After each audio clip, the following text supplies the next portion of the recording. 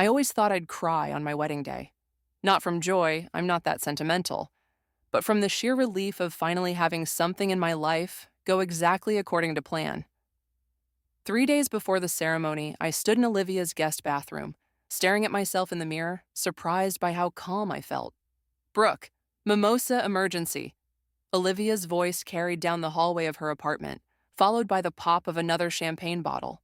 I smoothed my hands over the silk of my rehearsal dinner dress, took a deep breath, and opened the door. The apartment smelled like fresh flowers and expensive candles, Olivia's signature scent of carefully curated perfection. "Coming," I called back, my voice steady despite the flutter in my stomach.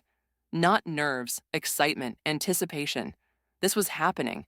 I was marrying Dorian on Saturday. The thought of him made me smile. 6 years together, and he still made my heart skip when he walked into a room. We'd met at a charity auction where we both bid on the same painting, a watercolor of the Brooklyn Bridge at sunset. He outbid me by $200, then asked me to dinner. The painting now hung in our bedroom. I walked into Olivia's living room where she was arranging a platter of fruit and pastries. My best friend since college, she'd thrown herself into maid of honor duties with the same intensity she applied to everything in her life. "There she is," Olivia said, raising her glass.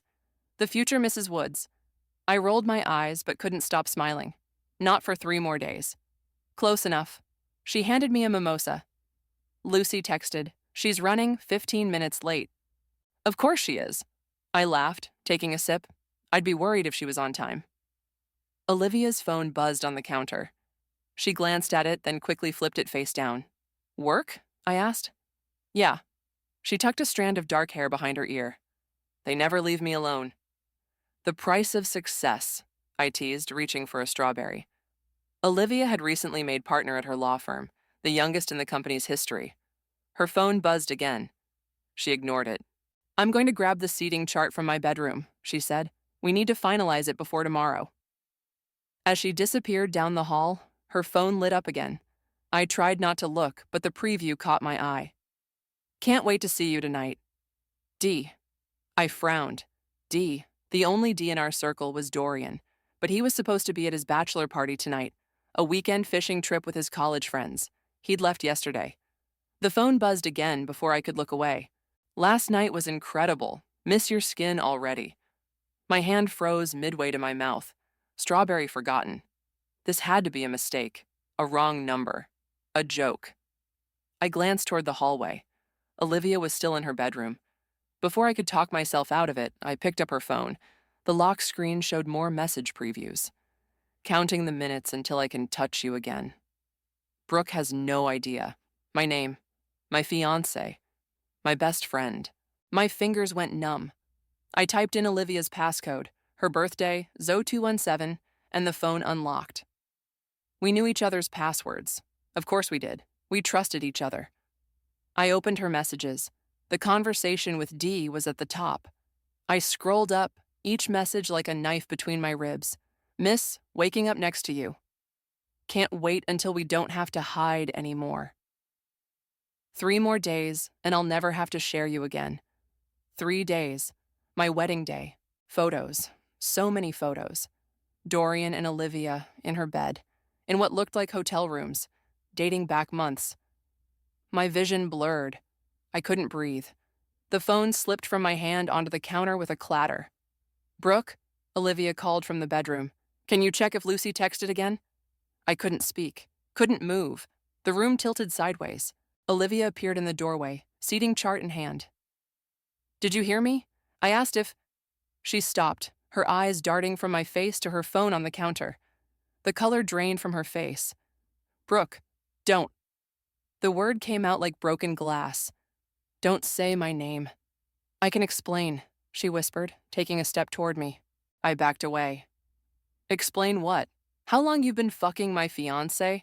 How you've been looking me in the eye every day while planning my wedding to a man you're sleeping with?" "It's not like that." Her voice cracked. "It just happened. We never meant to..."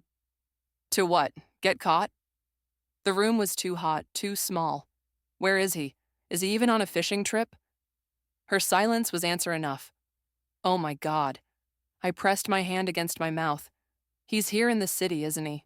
You're seeing him tonight. Tears spilled down her cheeks. "Brooke, please, let's talk about this." "Talk?" I laughed, the sound foreign to my own ears. "Like you talked to me about sleeping with the man I'm supposed to marry in 3 days?" My phone buzzed in my purse. A text from Dorian. "Miss you, beautiful. Caught a big one today. Can't wait to make you Mrs. Woods." Something cold and hard crystallized inside me. The shock receded, replaced by a clarity so sharp it cut. "Brooke, what are you going to do?" Olivia asked, fear threading through her voice. I looked at her, really looked at her, my best friend, the woman who would have been my maid of honor, the woman who had betrayed me in the most fundamental way possible.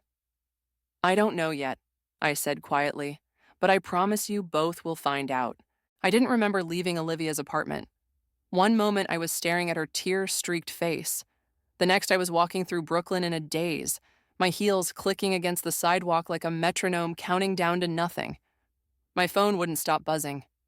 Olivia? Then Lucy, probably wondering where I was. I silenced it without looking at the messages. What could anyone possibly say that would matter now? 3 blocks from our apartment, Dorian's and mine, I stopped walking. Our home, our life, our future. All of it built on quicksand. I couldn't go there, not yet. Instead, I found myself at a bar 2 streets over, sliding onto a stool and ordering a whiskey neat. The bartender raised an eyebrow but didn't comment. "Make it a double," I added. The liquor burned going down, but the pain felt good. Real. Something to focus on besides the images flashing through my mind. Dorian and Olivia together, laughing at me behind my back, planning their future while helping me plan what they knew would be a sham wedding. I ordered another. "Rough day?" the bartender asked, sliding the second drink toward me. I laughed, the sound hollow even to my own ears. "You could say that." My phone buzzed again. This time it was Dorian. A photo of him on a boat, fishing rod in hand, grinning at the camera. Counting down the days. Future wife. Future wife. The words made me physically ill. I typed back, "Where are you really?" The 3 dots appeared immediately, then disappeared. Appeared again. "At the lake with the guys. Why?" Another lie. So easy for him. "Just checking, miss you." I added a heart emoji, hating myself for the deception even as I pressed send. 3 dots. "Miss you more. Love you." I put the phone face down on the bar and finished my drink in one swallow. By the time I left the bar, night had fallen. I walked to Lucy's apartment on autopilot, grateful she lived only a few blocks away. She opened the door on my second knock, confusion turning to concern when she saw my face. "Brooke, what happened? I've been texting you for hours." I pushed past her into the apartment. "They're having an affair." "What? Who?" "Dorian and Olivia." Saying it out loud made it real in a way the messages hadn't. My knees buckled, and Lucy caught me before I hit the floor. "That's not possible," she said, guiding me to her couch. "Olivia would never—" "I saw the messages, Lucy, the pictures." My voice cracked. "They've been sleeping together for months, behind my back, while planning my wedding." Lucy's face went through a series of emotions: shock, disbelief, anger, before settling on fierce protectiveness. "I'll kill them both." Despite everything, I laughed. Lucy was 5'0" and looked like she couldn't hurt a fly, but in that moment, I believed she might actually try. "Get in line," I said. She disappeared into her kitchen and returned with a bottle of wine and 2 glasses. "Start from the beginning." I told her everything. Finding the messages, confronting Olivia, Dorian's fake fishing trip. With each word, the reality of my situation became clearer. My wedding was 3 days away. Guests were flying in. Vendors were paid. My dress hung in my closet, waiting. "What are you going to do?" Lucy asked when I finally fell silent. "I don't know." I stared at my wine glass. Part of me wants to call everything off, tell everyone what they did. But another part of me. I hesitated, almost afraid to voice the thought that had been forming since I left Olivia's apartment. Another part of me wants them to suffer, like really suffer. Lucy studied my face. "What are you thinking?" "I'm thinking that they expect me to fall apart, to cancel everything and disappear in shame while they get to be together without consequences." The cold clarity I'd felt earlier returned. I don't want to give them that satisfaction. So what then? My phone buzzed with a text from Olivia. Please talk to me. We need to figure this out before people get hurt. Before people get hurt, as if I wasn't already bleeding out. The rehearsal dinner is tomorrow night, I said slowly. Everyone will be there, our families, our friends. You want to expose them at the rehearsal dinner? Lucy looked both horrified and impressed. No, I shook my head. That would be too easy, too quick. I thought about the wedding we'd planned, the vows we'd written together, the life we'd mapped out. All of it tainted now. I want them to feel safe first, I said. I want them to think they've gotten away with it. Lucy's eyes widened. What are you saying? I'm saying I'm still getting married on Saturday. The decision crystallized as I spoke, but not before I make them both regret ever betraying me. Brooke. Lucy's voice was cautious. Are you sure that's the best idea? My phone lit up with another message, this time from Dorian. Can't wait to see you tomorrow. Heading back early. Love you more than anything. I turned the screen toward Lucy. Look at how easily he lies. She read the message, her expression hardening. What do you need me to do? First, I said, feeling steadier than I had all day. I need you to help me get through tomorrow night without killing either of them. I woke up on Lucy's couch with a pounding headache and the taste of betrayal still bitter in my mouth. For one blessed moment, I forgot why I was there. Then reality crashed back, and I curled into myself, the pain physical. Morning, Lucy said softly, appearing with coffee. How are you feeling? Like I've been hit by a truck. I sat up slowly. What time is it? Almost noon. She handed me the mug. Your phone's been going crazy. I silenced it. I glanced at my phone on the coffee table. 27 missed calls, 43 text messages, most from Olivia and Dorian, but some from my mother and other bridesmaids.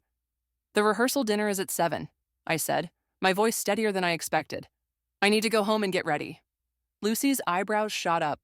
You're really going through with this? Just the rehearsal dinner.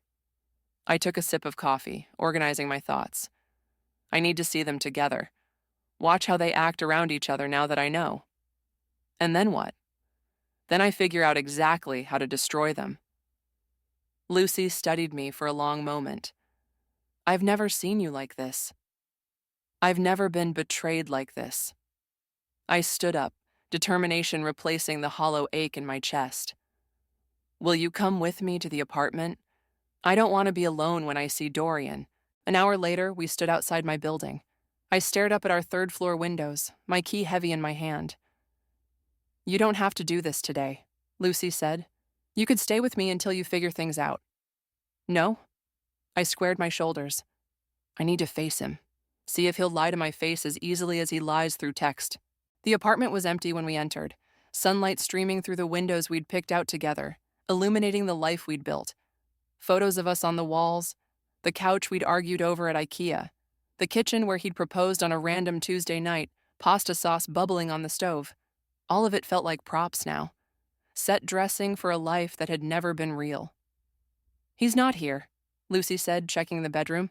Probably still on his way back from the fishing trip. I moved through the apartment like a ghost, touching things that had once felt like mine. On the fridge, held by a magnet shaped like the Brooklyn Bridge, was our wedding schedule. Rehearsal dinner tonight. Wedding on Saturday. Honeymoon in Greece starting Sunday. I ripped it down, crumpling it in my fist. I need to get something from the bedroom, I said, suddenly remembering. In our closet, behind my winter boots, was a small fireproof safe. Dorian didn't know I had the combination. He'd said it years ago and forgotten he'd shared it with me. Inside were our passports, birth certificates, and a USB drive he thought I didn't know about. I dialed the combination with shaking fingers. The safe clicked open. What are you looking for? Lucy asked from the doorway. Insurance. I grabbed the USB drive and slipped it into my pocket. Let's go before he gets back. As we turned to leave, the front door opened. Dorian's voice called out, Brooke, you home? Lucy shot me a panicked look. What do you want to do? I took a deep breath. Follow my lead. We walked into the living room where Dorian stood, overnight bag still in hand. His face lit up when he saw me, then registered confusion at Lucy's presence. Hey, babe, he said, dropping his bag to embrace me. I missed you. I let him hug me, my body rigid. He smelled like expensive cologne, not like someone who'd been fishing for 2 days. Another lie. How was the trip? I asked, pulling away. Great. The guys were terrible fishermen as usual, but we had fun. He smiled at Lucy. What are you two up to? Just going over some last-minute details for tonight, Lucy said, her voice admirably steady. You're back early, I observed. Couldn't stay away. He kissed my forehead. Too excited about marrying you in 3 days. Each word was a knife. I forced a smile. Me too. I should go, Lucy said, giving me a meaningful look. Let you two catch up. See you tonight? I nodded, squeezing her hand as she passed. Definitely. After she left, Dorian pulled me close again. Alone at last. His hands moved to my waist, and I fought the urge to recoil. This man who had touched Olivia with these same hands now wanted to touch me. I need to shower, I said, stepping back. Lots to do before tonight. Need company? He grinned, oblivious to the war raging inside me. No. I softened my tone. I want tonight to be perfect. Let me get ready. In the bathroom, I locked the door and turned on the shower to mask any sound. Then I plugged the USB drive into my phone with a small adapter. The drive contained financial documents, work files, and a folder labeled Personal. Inside were more photos, not just of him and Olivia, but of Dorian with other women, dating back years, before and during our relationship. It wasn't just Olivia, it was a pattern. My hand flew to my mouth, stifling a gasp. This wasn't a one-time betrayal. This was who he was. The rehearsal dinner wasn't enough. The wedding wasn't enough. I needed to expose everything. As I stepped into the shower, letting hot water wash over me, a new plan began to form. One that would require help from someone unexpected. I picked up my phone and texted Rolando, a mutual friend who worked in IT. Need to talk before tonight. It's important and private. His response came quickly. This about Dorian and Olivia? My heart stopped. You knew? 3 dots. A pause. Then, meet me at Riverside Park at 4. I have something you need to see. Riverside Park was crowded with afternoon joggers and dog walkers when I arrived. I spotted Rolando on a bench overlooking the Hudson, his familiar profile silhouetted against the glittering water. He looked up as I approached, his expression unreadable. You knew, I said, sitting beside him. Not a question. He nodded, eyes on the water. For about 2 months. And you didn't tell me. My voice was flat, another betrayal barely registering on my already overloaded system. I wanted to. He turned to face me, his dark eyes troubled. But every time I tried to figure out how, I kept thinking about what it would do to you. So, instead, you let me plan a wedding to a man who's been cheating on me? With my best friend? The words still felt surreal coming out of my mouth. I'm sorry, Brooke. He ran a hand over his close-cropped hair. I fucked up. I know that. I should have been angry, but I was too exhausted for another emotion. How did you find out? Rolando worked in cybersecurity. He and Dorian had been friends since college, which was how I'd met him. I was helping Olivia with her laptop. She got a text from Dorian while I was working on it. He grimaced. It wasn't subtle. And you confronted them? Dorian. He fed me some bullshit about it being a one-time mistake. Said it was over. Rolando shook his head. I told him to come clean or I would. He promised he would tell you. Well, he didn't. I stared at a passing ferry. What did you want to show me? Rolando pulled out his phone. After I caught them, I started paying attention, noticing patterns. He opened his photos. They weren't as careful as they thought. He handed me the phone. The first photo showed Dorian and Olivia at a restaurant I didn't recognize, his hand on hers across the table. The next showed them entering a hotel together. There were several more, all taken from a distance, but unmistakably them. You've been following them? I asked, surprised. Not exactly. He looked uncomfortable. I just happened to see them a few times. Started documenting it in case... He trailed off. In case I needed proof, I finished for him. He nodded. There's something else you should know. He hesitated. Dorian's been moving money around, large amounts. My stomach dropped. What do you mean? I help him with his tech stuff, remember? Last month he asked me to set up a new laptop. I saw some banking notifications. Rolando's voice lowered. He's been transferring funds to an account I don't recognize. almost $200,000 over the past few months. The world tilted sideways. Dorian and I had a joint account for our wedding and honeymoon, plus shared investments we'd built over years. 200,000 would be nearly everything. He's planning to leave, I whispered, the realization hitting me like a physical blow. After the wedding, maybe during the honeymoon. I think so. Rolando's face was grim. With Olivia. I stood abruptly, needing to move. I'm such an idiot, all this time. You're not an idiot, Rolando said firmly, standing to face me. They're the ones who betrayed you, both of them. Why tell me now? The rehearsal dinner is in 3 hours. Because I saw them again yesterday, when Dorian was supposedly fishing. His eyes met mine. They were at a real estate office in Jersey City. House hunting. They were house hunting while I was picking up my wedding dress. I need your help, I said suddenly. Anything. I want to expose them, not just to each other or to me, but to everyone. The plan that had been forming since morning crystallized. I want irrefutable proof that everyone will see. Rolando studied me. What kind of proof? The kind no one can deny or explain away. I pulled out the USB drive I'd taken from Dorian's safe. I found this. It has photos of Dorian with multiple women, not just Olivia, dating back years. Rolando's eyebrows shot up. He kept evidence? He's arrogant. Never thought I'd find it. I held up the drive. Can you help me access everything on here? And maybe find more? You want me to hack his accounts? Rolando asked carefully. I want the truth. All of it. My voice hardened. Before I confront them, I need to know exactly what I'm dealing with. He was quiet for a long moment. What are you planning to do with all this? I'm not sure yet. I looked out at the river, its surface deceptively calm. But I want options. Rolando nodded slowly. I can help. But Brooke... He touched my arm gently. Be careful. Revenge can change you. I'm already changed, I said quietly. They saw to that. We walked to a nearby cafe, where Rolando connected the USB to his laptop. As he worked, extracting files and bypassing password protections, my phone buzzed with a text from Dorian. Where are you? Getting worried. I typed back, last-minute errands for tonight. Be home soon to get ready. Another lie in a relationship built on them. Brooke, Rolando said, his voice strange. You need to see this. He turned the laptop toward me. On the screen was an email from Dorian to Olivia, dated just 2 days ago. Everything's set. Once we get through this weekend, the money transfer will complete. Brooke won't know anything until we're gone.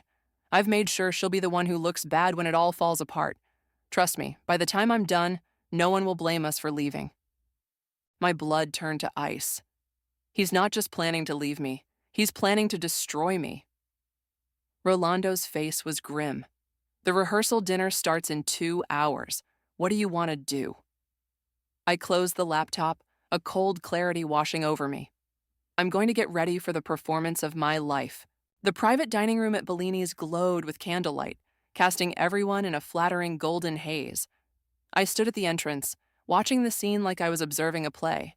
My mother adjusting flower arrangements, Dorian's parents chatting with my father, bridesmaids and groomsmen mingling, champagne flutes in hand, all here to celebrate a union that was nothing but a carefully constructed lie. You look stunning, Lucy whispered beside me. How are you holding up? I smoothed down my cream silk dress, chosen months ago for this night. I'm fine. Liar. She squeezed my hand. Remember, I'm right here if you need an escape. Across the room, Olivia stood in a corner, nervously sipping champagne. Our eyes met and she quickly looked away. At least she had the decency to appear uncomfortable. Dorian spotted me and crossed the room, his smile so convincing I almost doubted what I knew. Almost. There's my beautiful bride, he said, kissing my cheek. His hand rested possessively on my lower back. Everyone's been asking for you. Sorry I'm late. I forced a smile. Last-minute details. His eyes searched mine. Everything okay? You seem tense. Just wedding nerves. I leaned into him, watching Olivia over his shoulder. Her knuckles were white around her glass. Nothing to worry about. The evening progressed like a fever dream. I moved through conversations on autopilot, accepting congratulations and well wishes with practiced smiles. all while watching Dorian and Olivia carefully avoid each other, their performance nearly as good as mine. During dinner, Dorian's father stood to offer the first toast. "To Dorian and Brooke," he said, raising his glass, "may your marriage be built on honesty, trust, and unwavering commitment." I nearly choked on my wine. Beside me, Dorian squeezed my thigh under the table, his touch making my skin crawl. "And now," Dorian's father continued, "I believe the maid of honor has a few words." Olivia rose shakily, glass in hand. Our eyes locked across the table. For a moment, I thought she might confess everything right there. "I've known Brooke since college," she began, her voice wavering slightly. "She's the most loyal, trusting person I've ever met." Each word was a knife. I maintained my smile, even as rage boiled beneath my skin. "Dorian," she continued, turning to him, "you're getting an incredible woman. Someone who believes in love completely, who gives her whole heart." Her voice cracked. "Don't ever take that for granted." Was that guilt in her eyes a warning to him, or just part of the performance? "To Brooke and Dorian," she finished, raising her glass, "may you always be as happy as you deserve to be." The room echoed with cheers as I took a deliberate sip, never breaking eye contact with her. I saw the moment she realized I wasn't just hurt, I was furious. After dinner, I excused myself to the restroom. I needed a moment away from the suffocating pretense. In the elegant bathroom, I gripped the marble counter, staring at my reflection. I barely recognized myself. The door opened behind me. Sylvia, Olivia's sister, walked in. "There you are," she said, her tone accusatory. "What's going on with you and Olivia?" I turned slowly. "What do you mean?" "Don't play dumb." Sylvia crossed her arms. "You've been giving her death glares all night. She's been crying in between courses." "Has she told you why?" I asked quietly.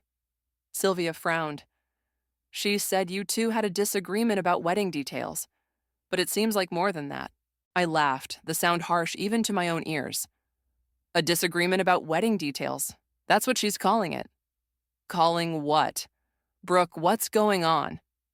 I studied Sylvia's face, so similar to Olivia's, yet unmarked by betrayal. She genuinely had no idea. "Ask your sister," I said finally. "Ask her about her relationship with my fiancé." Sylvia's expression shifted from confusion to disbelief. "What are you talking about?" "They've been sleeping together for months, Sylvia, planning to run off together after the wedding." My voice remained steady, even as saying the words aloud made them newly painful. "Ask her about the house they looked at in Jersey City. Ask her about the money Dorian's been moving." That's insane," Sylvia stammered. "Olivia would never." "I have proof." I pulled out my phone, hesitated, then put it away. "But I won't show you here. This isn't about hurting you." Sylvia's face had gone pale. "If what you're saying is true, why are you still going through with the wedding? Why are you even here tonight?" It was the question I'd been asking myself all day. The answer crystallized as I spoke. "Because they don't get to control the narrative," I said. "They don't get to decide when and how this ends." Sylvia stared at me, something like fear crossing her features. "What are you planning to do?" The bathroom door swung open before I could answer. Olivia stood frozen in the doorway, looking between us. "What's going on?" she asked, her voice small. Sylvia turned to her sister. "Tell me it's not true." Olivia's face crumpled. "Sylvia." "Oh my God." Sylvia backed away from both of us. "It is true." "Please," Olivia begged, reaching for her sister. "Let me explain." "Explain what?" Sylvia's voice rose. "How you betrayed your best friend. How you—" She stopped, shaking her head. "I can't even look at you right now." She pushed past Olivia and out the door, leaving us alone. "Are you happy now?" Olivia whispered, tears streaming down her face. "Happy?" I stepped closer to her. "You and Dorian have been planning to humiliate me, steal from me, and leave me, and you're asking if I'm happy?" "It wasn't supposed to happen like this," she said. "No," I agreed, my voice ice cold. "It wasn't." I moved to leave, but Olivia grabbed my arm. "What are you going to do?" I looked down at her hand until she released me. "I'm going to finish this dinner. I'm going to smile and accept everyone's good wishes. And then tomorrow..." I met her eyes steadily. Tomorrow everything changes. I didn't go home after the rehearsal dinner. The thought of sleeping in the same bed as Dorian made my skin crawl. Instead, I checked into a hotel downtown, a nondescript place where no one would think to look for me. Sleep evaded me. I spent the night poring over everything Rolando had recovered: emails, text messages, photos, financial records, each piece of evidence more damning than the last. By morning, my eyes burned and my head throbbed, but I had what I needed. The wedding was 24 hours away. My phone had been buzzing all night. Dorian, increasingly frantic, "Where are you? Are you okay? Please call me, I'm worried. Brooke, this isn't funny. Olivia, desperate. We need to talk. Please don't do anything yet. It's not what you think.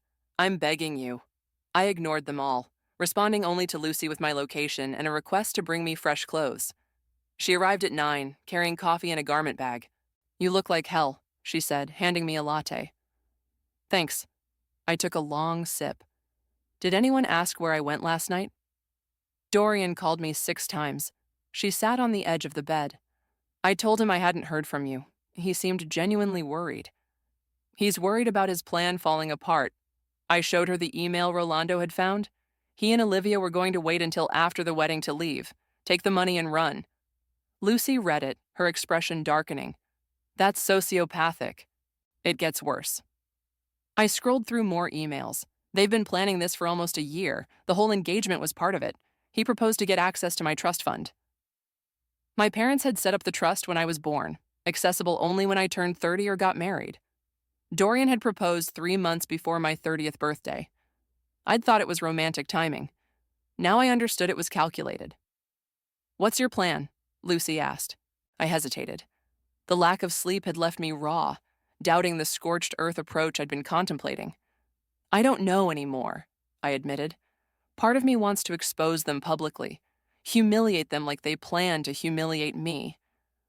I rubbed my temples. But another part just wants to walk away, cut my losses. "What's stopping you from just leaving?" "They don't deserve to get away with it." My voice hardened. "And I don't deserve to be the one who disappears in shame." My phone rang. Rolando. I put it on speaker. "I found something else," he said without preamble. "Dorian's been talking to other women. Recently." "What do you mean?" I asked, though nothing should surprise me anymore. I got into his dating app accounts. He's been active this week, making plans for next month with at least 2 women. Lucy's eyes widened. I felt strangely calm. "So, Olivia's just another mark," I said. "Looks that way." Rolando paused.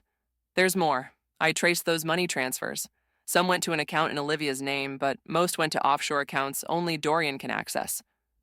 The implications hit me like a physical blow. "He's planning to betray her too." "Seems like it." After we hung up, Lucy watched me carefully. "Does this change things?" "It changes everything." I stood up, suddenly energized. "I need to see Olivia." "Are you sure that's a good idea?" "No," I admitted, "but I need to know if she understands what she's gotten herself into."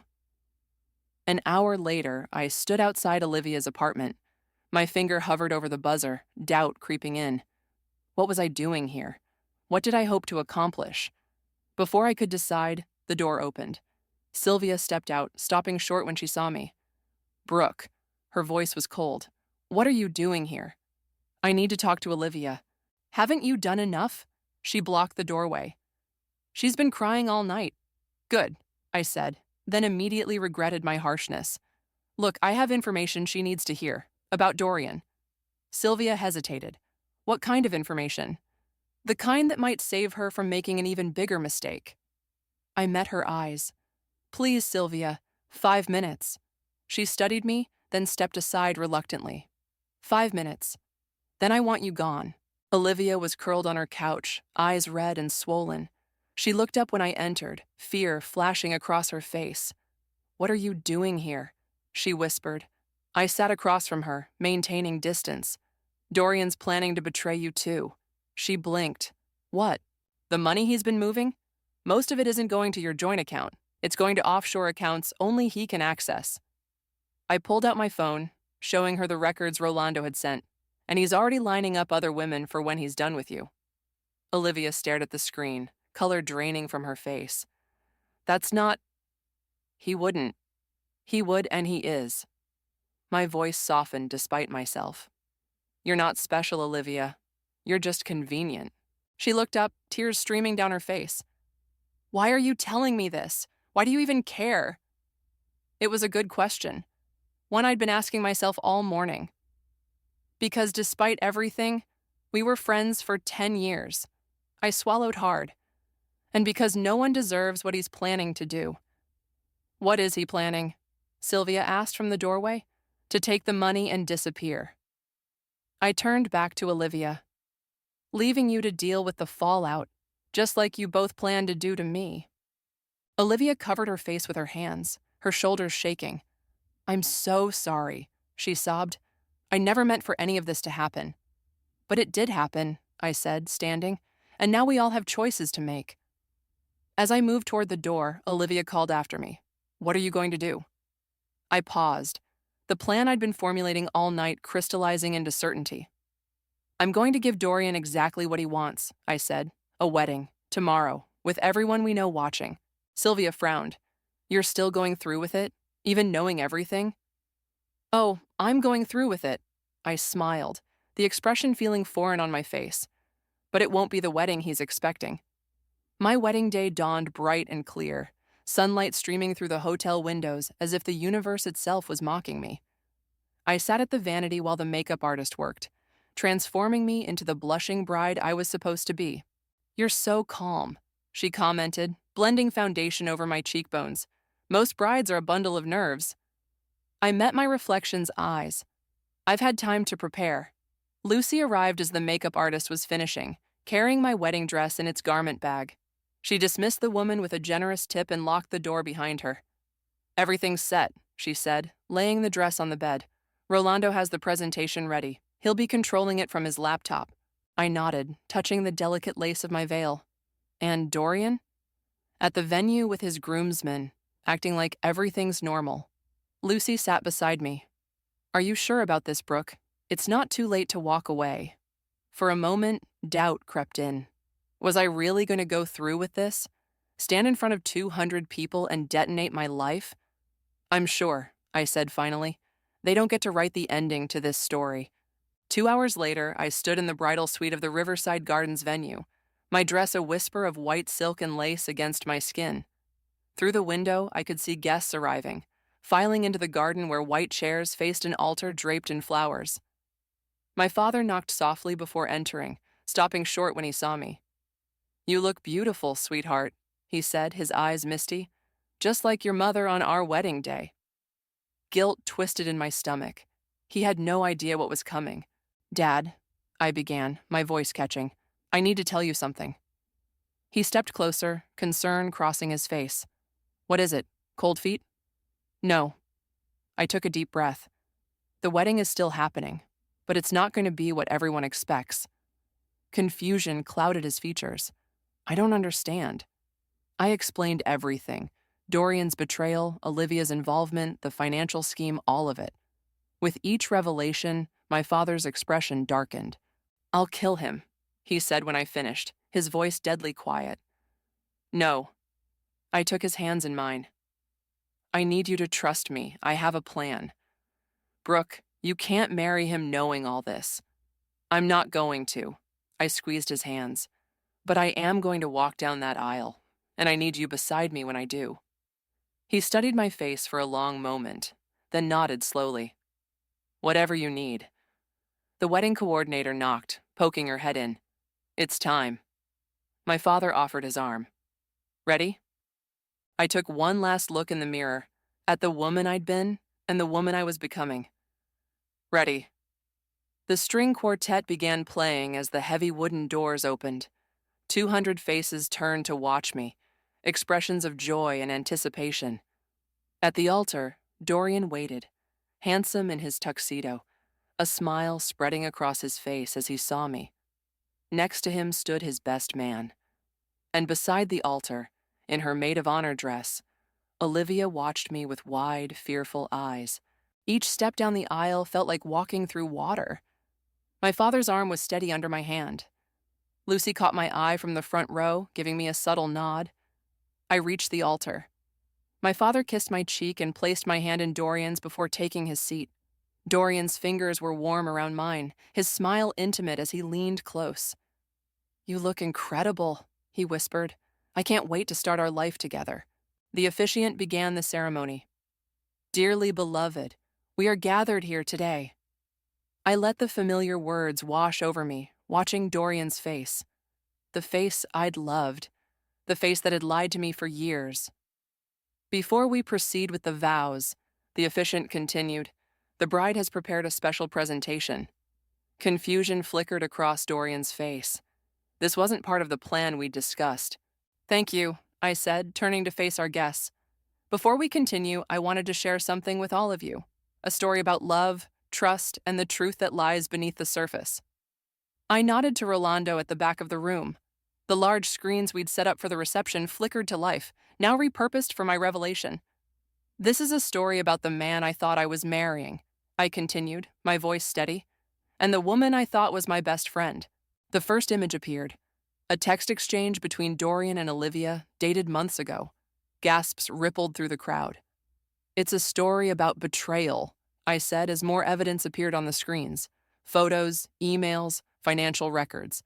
About a carefully orchestrated plan to use me for money and status, then discard me. Dorian grabbed my arm. "What are you doing?" he hissed. I pulled away from him. "I'm telling the truth, something you wouldn't recognize." The screens showed the offshore account transfers, the dating app conversations, the real estate listings in Jersey City.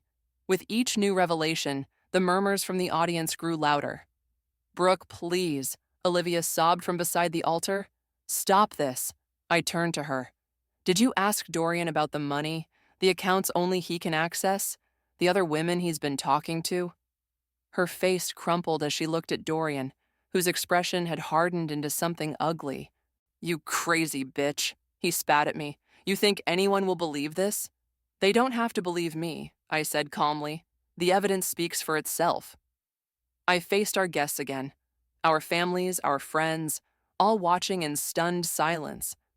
"I'm sorry you all came here expecting a wedding," I said, "but I couldn't marry a man who has been planning to betray me from the start, who has been sleeping with my maid of honor for months, who only proposed to get access to my trust fund."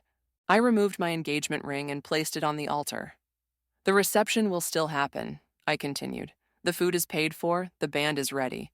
Consider it my gift to you all, a celebration of truth rather than a marriage built on lies." I turned back to Dorian, whose face had gone pale with fury and humiliation. "Goodbye, Dorian," I said quietly. "I hope it was worth it." Then I walked back down the aisle alone, head high, as the murmurs behind me erupted into chaos. I didn't cry until I reached the bridal suite. The door closed behind me, and suddenly my legs wouldn't hold me anymore. I sank to the floor, my wedding dress pooling around me like spilled milk, and finally let the tears come. Not tears of sadness or regret, tears of release, of ending, of beginning. A soft knock interrupted my moment of catharsis. "Brooke?" Lucy's voice. "Can I come in?" I wiped my face and stood. "It's open." She slipped inside, closing the door against the commotion I could hear building in the garden.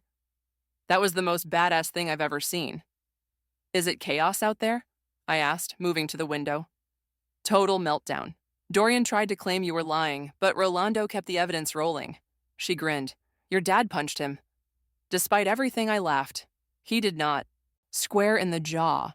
Then he told everyone the reception is still happening, just with a different theme, celebrating his daughter's escape from a con man. Warmth bloomed in my chest. He said that? Those exact words. Lucy helped me out of my veil. "What do you want to do now? Stay for the reception or make a grand exit?" I considered the question, surprised to find I actually wanted to stay. "I paid for that damn party. I'm going to enjoy it." An hour later, I descended the stairs to the reception hall in a red dress I'd packed as an option for the honeymoon. The room fell silent as I entered, all eyes turning to me. Then, my father started clapping. Lucy joined in. Rolando. One by one, others followed until the room filled with applause. I moved through the crowd, accepting hugs and words of support from friends and family who'd witnessed my very public unraveling and rebirth. Not everyone was supportive. Dorian's parents had left in a fury, and some guests clearly didn't know how to react, but I found I didn't care. "Quite an entrance," a voice said beside me. I turned to find Rolando, offering a glass of champagne. "Quite an exit, you mean?" I took the glass. "Thank you, for everything." "Don't thank me yet." His expression turned serious. "Dorian's gone, but he's not done. He was on his phone before he left, making calls." "Let him try whatever he wants," I said. "He can't hurt me anymore." That's what I wanted to hear. Rolando clinked his glass against mine. "To new beginnings." As the evening progressed, the reception transformed from a wedding celebration to something more authentic, a gathering of people who cared about me, supporting a decision that must have seemed incomprehensible to many of them. I was at the bar getting water when Sylvia appeared beside me. "I didn't expect to see you here," I said. "I almost didn't come." She fidgeted with her clutch. "Olivia's devastated. She left with Dorian." Of course she did. I wasn't surprised. "Did she tell you about the other women, the separate accounts?" Sylvia nodded. "She didn't believe it at first. Said you were making it up for revenge. And now?" "Now she's not thinking clearly." Sylvia met my eyes. "I want you to know I don't condone what she did, what either of them did." "Thank you for saying that." She hesitated. "There's something else you should know. Something Olivia told me after you left yesterday." My stomach tightened. "What?" "The affair didn't start the way you think. Dorian, he pursued her aggressively. Told her you two were having problems, that you were planning to leave him after the wedding." I stared at her. "That's ridiculous. Why would I plan a wedding if—" "I know, but he was convincing. He showed her texts from you that seemed to confirm it." Sylvia looked down. "She thought she was helping him through your rejection." "Those texts were fake," I said, the realization dawning. "He manipulated her too." "I'm not saying it excuses what she did. It doesn't." Sylvia's voice hardened. "But I thought you should know the full story." As she walked away, I felt a strange sense of clarity. Dorian had played us both, pitting us against each other while he orchestrated everything from the shadows. I found Lucy by the dance floor. "I need to make a call." In the quiet of the venue's library, I dialed Olivia's number, not expecting her to answer. To my surprise, she picked up on the third ring. "What do you want?" Her voice was raw from crying. "Did you check the accounts?" I asked without preamble. Silence. Then, "Yes." And a shaky breath. "You were right. The money's gone, all of it. He told me he was just moving it temporarily, for tax reasons." "Where are you?" "At a hotel, alone." Her voice cracked. "He left an hour ago, said he needed space." "He's running," I said, "with the money." "I know." She sounded defeated. "I'm so sorry, Brooke, for everything. I know that doesn't fix anything, but—" "It doesn't," I agreed, "but knowing he manipulated both of us helps me understand." "What are you going to do now?" she asked quietly. I looked out the window at the reception continuing without its intended couple, at my father dancing with my mother, at friends laughing and celebrating despite, or perhaps because of, the dramatic turn of events. "I'm going to live my life," I said simply, "without letting what happened define me." After we hung up, I stood alone in the quiet room, feeling strangely light. The betrayal would always be part of my story, but it wouldn't be the whole story. I returned to the reception as the band started playing a slow song. Rolando approached, offering his hand. "May I have this dance?" he asked. "As friends." I took his hand. "As friends." As we moved across the floor, I caught my reflection in one of the decorative mirrors. I looked different somehow. Stronger. Clearer. "You know what the strangest part is?" I said. "I actually feel grateful." Rolando raised an eyebrow. "For what?" "For finding out the truth before it was too late. For discovering what I'm capable of when pushed to the edge." I smiled, a real smile that reached my eyes. "And for learning that sometimes the happiest ending isn't the one you planned for.